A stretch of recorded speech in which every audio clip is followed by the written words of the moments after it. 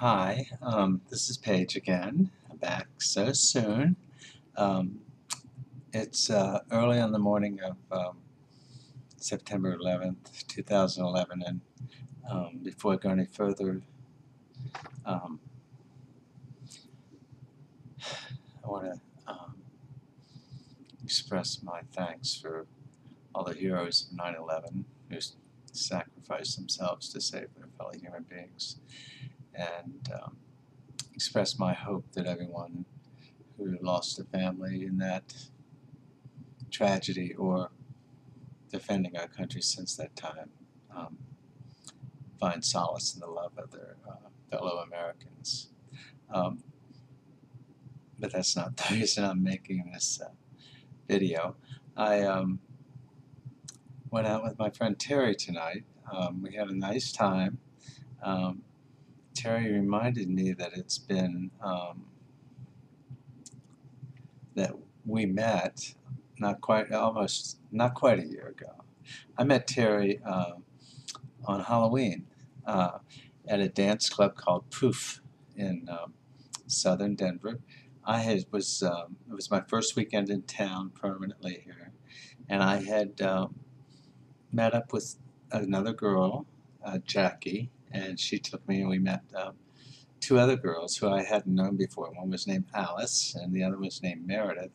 And the four of us decided to go to Poof, which is a dance club of Hamden Avenue in southern Denver, and sort of a singles place, very much a place for people who want to meet people. And of course it was Halloween, so everybody was wearing costumes. So the fact that I was dressed as a woman didn't necessarily even suggest I was a cross-dresser. Anyway, Jackie is very interested in meeting a woman who will accept her for herself as a woman. And I didn't notice this other woman there, but I noticed at some time we were at the bar that Jackie had moved over and was talking to this very attractive witch. And the other two girls moved over and started talking to her too, and after a few minutes I moved over, and that was Terry. And the way I came to meet Terry really was that after about 15 minutes of talking, Terry announced that she wanted to dance, and the other three girls all stood there like they hadn't heard a thing she said. And so I said, well, I'll dance with you. And so we danced, and we ended up dancing 3 or 4 times. And then at the end of the evening, as well, we were trying to round up the other girls to leave, Terry came up and asked me for my phone number. And because being in transition, knowing I was going to transition, I wasn't looking for any entanglements, let's say that. I'd been in a relationship with a woman about 6 months before and had ended it because she wanted me to be the girl she wanted me to be. But anyway, so she asked me for my number. Tonight she told me it was because she was hoping that I was just a guy dressed as a girl for Halloween. But anyway, we've been going out together since then, not as a couple, as friends. I see Terry about once a month, every 3 weeks. Although it's been, tonight I realized it's been about 8 weeks since I last saw her because we both had summer vacations and things of that nature. Anyway, we had a really nice time. We had a nice dinner. We went to the Black Crown, and Alice was there. I hadn't seen Alice for a long, long time. They had a trio with a black woman singer who was just fantastic, and the place was very crowded. It's a really nice place. So if any of you are in Denver, want to go to a very open, friendly, entertaining, classy piano bar, it's the Black Crown on South Broadway. Anyway, the thing I thought I should talk to you about tonight, or might share with you tonight, is coming out to your family. I came out to my family this summer. I made a trip back east and talked to my 2 young adult children, and then I made a trip to my hometown and I spoke to my 2 brothers and their wives. And I also went and visited my parents' graveyard and graves and told them also, which was very freeing. What I told them, I didn't just do this spontaneously. It was planned. It was thought through. I had told the children's mother about myself last fall, and that there would come a time when I needed to tell the kids, and she of course was concerned and shocked. Again, she thought it was, she said, how could that be? You were so sexual when we were married. And I had to say it had nothing to do with sex. It was gender. And anyway,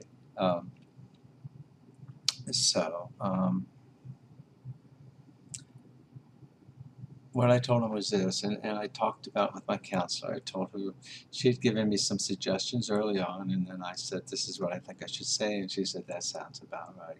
So I kept it short and sweet. With the kids, I took their mother and the kids out for a family meal on a Sunday afternoon, and then when we got back to their house, I said I needed to talk to them for a few minutes, and I did. The whole thing took maybe 10 minutes. And at the end of it, I asked them if there were any questions, and they had a few questions. Of course, they were still trying to run all this through their mind and think about it. And then I left. Okay, and I went back to my hotel and dressed and went out with the girls. But I saw each of my kids separately at least twice more in the coming days and spent time with them. And my daughter talked to me quite a bit about it. My son much less so. But both children have, even the moment I told them, told me they loved me and gave me hugs and kisses, and continued to do that throughout the week. And my brothers also said, well, they support me and love me. So it went well.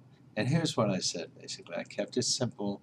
I didn't talk about my sexuality. I kept it to the gender issue. And right up front, and this was at the suggestion of my therapist, I said what I had to tell him was weird. I didn't want to just say it was, I didn't want to act like I was ashamed of it. I didn't want to act like it was no big deal. I didn't want to act like they shouldn't feel free to say it was weird, because it is weird. It's unusual. And so I said, I had something weird to tell you, but it's real, and it's very real. And then I just simply told him that I had been diagnosed by 2 separate psychologists as being transgendered, and I asked them if they knew what that meant. And then I told them about how I'd known for a long, long time.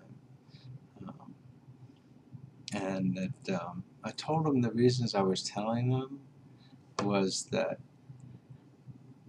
I wanted them to know who their father was. And I wanted to feel that they really knew me when they said they loved me, that they loved me as the person I truly am. And the other reason was that I wouldn't want them to find out some other way.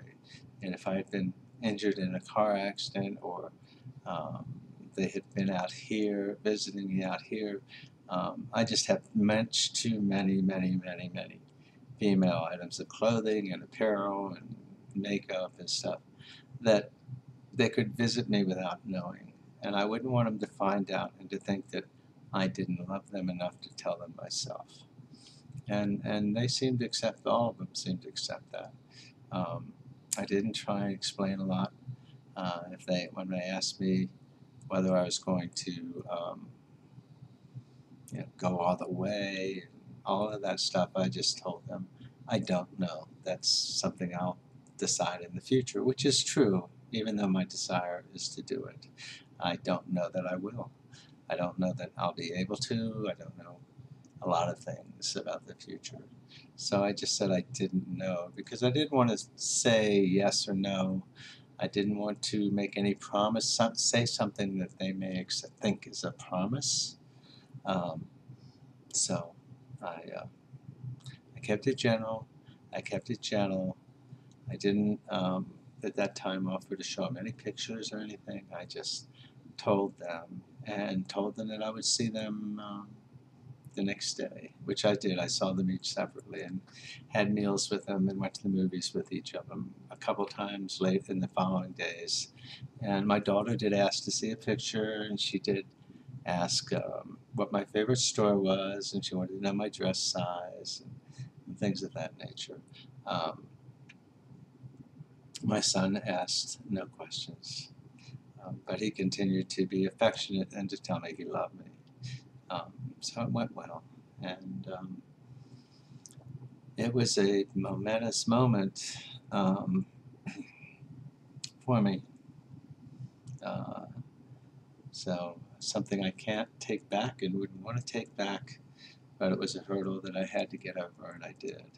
And it's given me an immense amount of confidence as a woman, and in fact, I flew home as a woman from that trip for the first time ever, and maybe I'll talk about that on another video. Um, it's not that hard to do. Anybody can fly as a woman. You just have to know what you're doing and how to present yourself. So I hope everyone has a thoughtful and meaningful day of remembrance tomorrow or today, 9/11/2011. And I hope that everyone who's lost a family member or have a family member that suffered harm either on 9/11 or as a result of the many incidents of violence that we Americans have been exposed to and engaged in the last 10 years.